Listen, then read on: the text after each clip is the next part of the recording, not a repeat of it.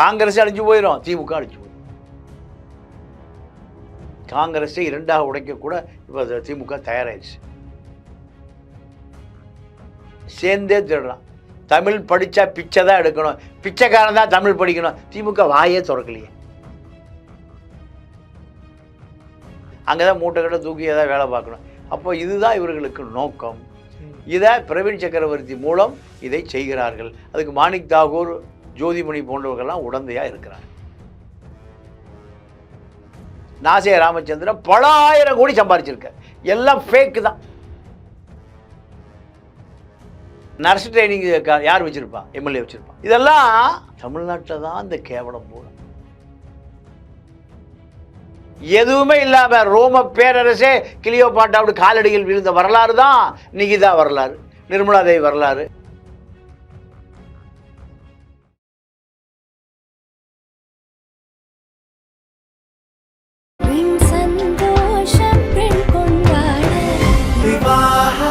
மணப்பெண்ணின் பிரத்யேகமான விவாஹா தி சென்னை சில்க்ஸ்.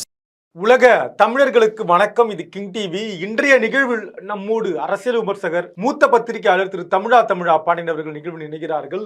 ஐயா வணக்கம். வணக்கம். தொடர்ந்து காங்கிரஸ்ல திரு மாணிக்க தாகூருடைய இந்த குரல் திமுகவுக்கு எதிரான குரலா இருக்கு. இது எப்படி பாக்குறது? இல்லை, மாணிக்க தாகூர் 2009 டெல்லியில் தாகூர்னு பேர் வச்சுக்கிட்டு, தமிழனான மாணிக்கம் தாகூர்னு பேர் வச்சுக்கிட்டு, நான் இந்திக்காரையா என்னை நம்பி கொடுங்க, நான் புரோக்கர் வேலையில் நல்லா பார்ப்பேன், தரகு வேலைகளை பார்ப்பேன். டெல்லியில் பல பேர் எம்பிக்கள் அங்கே டெல்லிக்கு போகிறது தரகு வேலை பார்க்குறதுக்கு தான். என்ன தரகு வேலை? நீங்கள் உங்களுக்கு லைசன்ஸ் வேணும், டெல்லியில் வேணும். நீங்கள் நாசே ராமச்சந்திரன்னு ஒரு காங்கிரஸ் கட்சியில் ஒருத்தர் இருக்கார். அவர் நீங்கள் மெரைன் கல்லூரி நிறைய வச்சுருக்கார். அழகிரிக்கு மெரைன் கல்லூரி இருக்குது. ஏன்னா காங்கிரஸ் கட்சி அதிகாரத்தில் இருந்த பொழுது இவர்கள் இது போல லைசன்ஸை வாங்கிக்குவோம். வாங்கிட்டு மெரைன் இன்ஜினியராக 5 லட்ச ரூபா ஒரு ஒரு செவுரு 3 செங்கல் இருக்கும், ஒரு சர்டிஃபிகேட் அடித்து கையில் கொடுத்துருவோம்.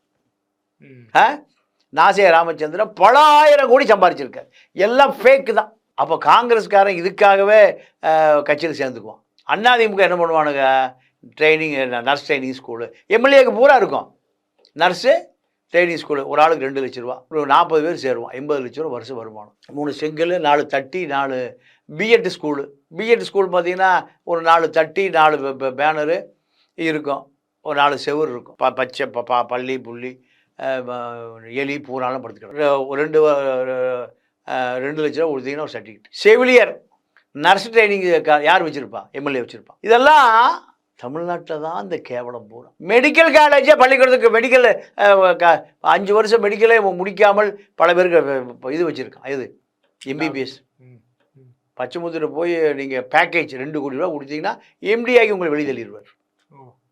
இப்படி தான் இருக்குது. அப்போது இது போன்ற அரசியலில் தமிழ்நாட்டை பொறுத்தவரை இந்த அதிகார மையம் இருந்தால் கல்லூரி ஆரம்பிக்கலாம். கல்லூரி பெண்களை நீங்கள் நிர்மலா தேவி கதை என்ன? ஆளுநர் மாளிகைக்கு சப்ளை சர்வீஸ் என்ன கதை? ஆமாம், பெரிய சிக்கலாச்சு. பல மாணவிகள். இப்போ நிகிதா போலீஸ் அதிகாரிகளுக்கு பூரா கல்லூரி மாணவிகள் தான். நிகிதா பக்கம் போலீஸ், ராணுவம், மிலிட்ரி எதுவுமே போக முடியலையே. அதோட வலிமையான ஆயுதம் இருக்கு இல்லையா? ஆமாம், ஆண்டாண்டு காலமாய் அரசர்களை வீழ்த்தி ஆயுதம். ஆமாம் ஆமாம், பெரும் மன்னர்களே வீழ்ந்திருக்காங்க. ஆமாம் ஆமாம். அப்போ கிளியோபாட்ராட்ட நீங்கள் ரோம பேரரசே விழுந்துருச்சு. கிளியோபாட்ராட்ட ரோம பேரரசு. ஆமாம், கத்தியின்றி யுத்தமின்றி எதுவுமே இல்லாம ரோம பேரரசே கிளியோபாட்ராவோட காலடியில் விழுந்த வரலாறு தான் நிகிதா வரலாறு, நிர்மலா தேவி வரலாறு. மை விழி போதும். நிர்மலா தேவி வரலாறு, நிகிதா வரலாறு. சரி, இவர மாணிக்க தாகூர் சொல்லுங்க. மாணிக்க தாகூர் தொடர்ந்து காங்கிரஸ் பக்கம் இருந்து திமுக எதிர்க்கிறாரு. அதாங்க உரிமைன்றார். இது போன்ற புரோக்கர்கள். இப்போ பிரவீன் சக்கரவர்த்திக்கு இவர் எடுபடி. ஏன்னா பிரவீன் சக்கரவர்த்தி ராகுல்கிட்ட நெருக்கமாக இருக்கார். இவர் ராகுல்கிட்ட போனோம்னா அவர் வழியாக தான் போகணும். சசிகாந்த், செந்தில், ஜோதிமணி இவர்கள் எல்லாத்துக்கும் பாஸ் யார்? பிரவீன் சக்கரவர்த்தி தான். பிரவீன் சக்கரவர்த்தி கட்டையை போட்டானே இவங்கெல்லாம் போக முடியாது. அதனால் பிரவீன் சக்கரவர்த்தி எதை சொன்னாலும் கேட்கக்கூடிய ஆட்கள் தான் இந்த ஆட்கள். பிரவீன் சக்கரவர்த்திக்கு என்னென்னா திமுக வரவே கூடாது. ஆமாம், ஆர்எஸ்எஸ் உடைய ஆளாக காங்கிரஸில் இருக்கார் பிரவீன் சக்கரவர்த்தி.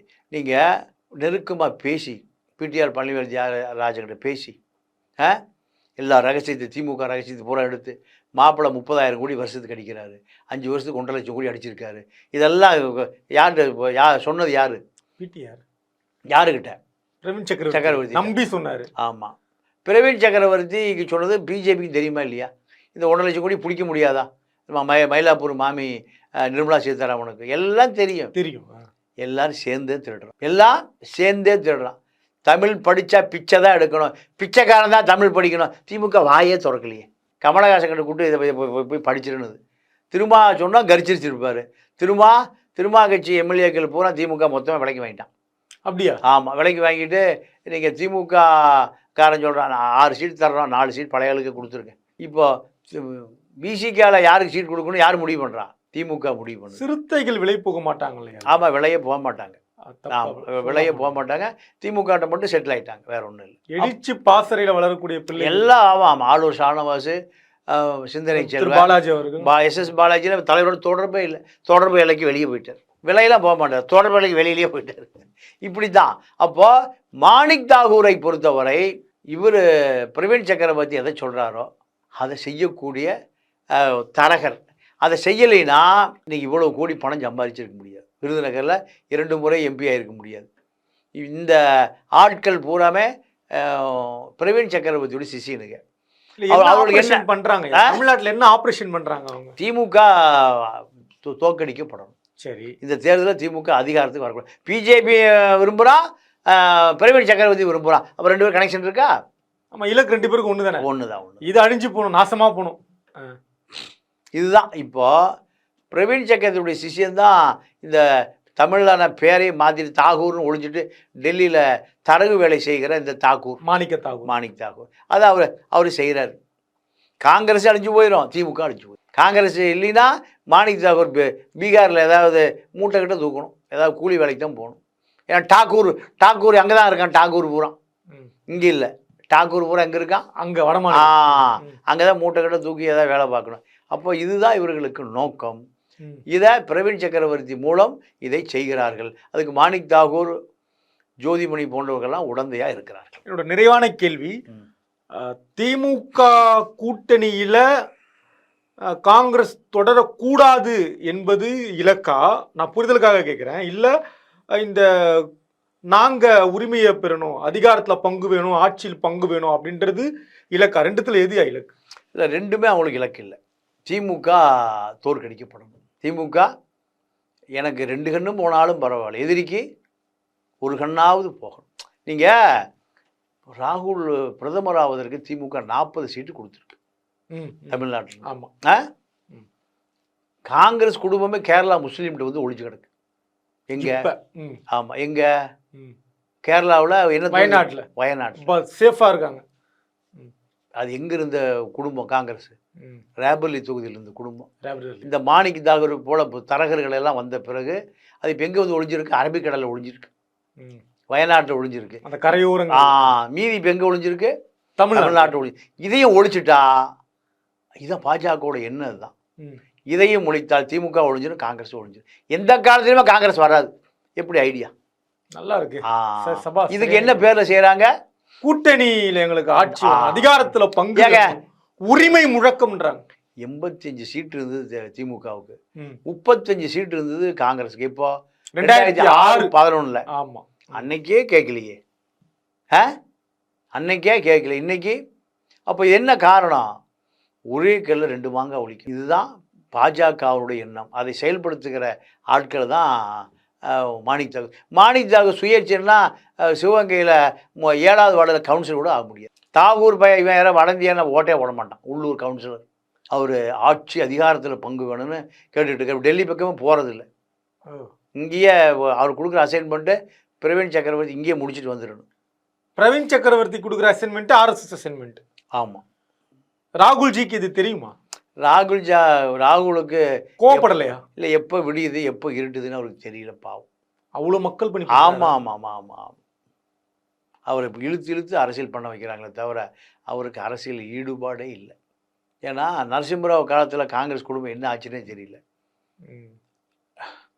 96 காங்கிரஸ் அதிகாரம் முடிந்த பிறகு மீண்டும் போய் சோனியாவை கூப்பிட்டு வர்றாங்க. கூட்டு வந்து எங்களுக்கு அடையாளமே இல்லை, முகமே இல்லை. காங்கிரஸுக்கு முகமே சோனியா தான், இந்திரா காந்தி தான், ராகுல் காந்தி தான், பிரியங்கா காந்தி தான். அதில் தான் ஓடுது. அவர் என்னை ஆளை விட்டுருங்க, எனக்கு அரசியலை வேண்டாங்கிறார். இதுதான் இந்தியாவுடைய சாபக்கேடு. இந்த பாலை ரொம்ப லாவகமா முதலமைச்சர் கையாளுறாரா? இன்னைக்கு ஒரு தனியார் தொலைக்காட்சியில் பேசும்போது கூட காங்கிரஸ் திமுக கூட்டணி தான் அப்படின்றதையும் சொல்றாரு. அடுத்த கட்டமா இந்த கூட்டணி ஆட்சியெல்லாம் தமிழ்நாட்டு மக்கள் விரும்ப மாட்டாங்கன்னு முதலமைச்சர் சொல்லியிருக்காரையா? இல்லை, கருணாநிதியும் சொல்றாரு, ஸ்டாலினும் சொல்றாரு. இல்லை அப்படிதான் கூட்டணி சீட்டு இல்லைன்னா 14 காங்கிரஸ்காரங்க இப்போ உடைச்சிட்டு செல்வ பெருந்தகைத்தால் அவங்க தான் காங்கிரஸை இரண்டாக உடைக்கக்கூட இப்போ திமுக தயாராகிடுச்சு. இது புதுசா இருக்கு. ஆமாம் ஆமாம்.